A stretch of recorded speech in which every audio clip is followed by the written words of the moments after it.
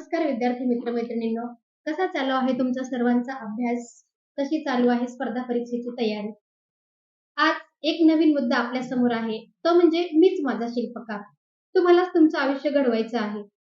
मग हे आयुष्य घडवत असताना तुमच्याकडून सर्वांकडून काही चुका होतात.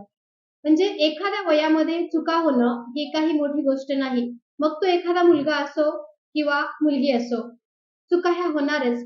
परंतु त्या चुकांचे रिअलायझेशन होते का, हे तपासणे फार गरजेचे आहे. हा पहिला मुद्दा. दुसरा मुद्दा म्हणजे रिअलायझेशन होते, तर ते कधी होते? वेळ निघून गेल्यावर होते की वेळेतच होते? हे तपासणे फार गरजेचे आहे. काय होतं, अ, अशा वेळेस तुम्हाला आम्ही शिकवत असताना सुद्धा नेहमी सांगतच असतो. ते आमचं कर्तव्यच आहे. आम्ही आमचं काम करतच असतो, की मग तो त्या विषयावर मग तो अभ्यास असो किंवा तुमचं आणखी काही असो.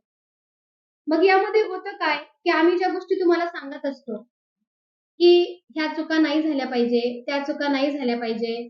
चूक जरी झाली तरी त्यामध्ये सुधारणा झाली पाहिजे. स्वतः रिअलायझेशन केलं पाहिजे. पण हे सांगत असताना आम्ही सांगतो म्हणून तुमच्यामध्ये बदल होतो, हे चुकीचं आहे. तर ते तुमच्या मनातून झालं पाहिजे. ती सुधारणा तुमच्या मनातून झाली पाहिजे. तो अभ्यास तुमच्या मनातून तुम्ही केला पाहिजे.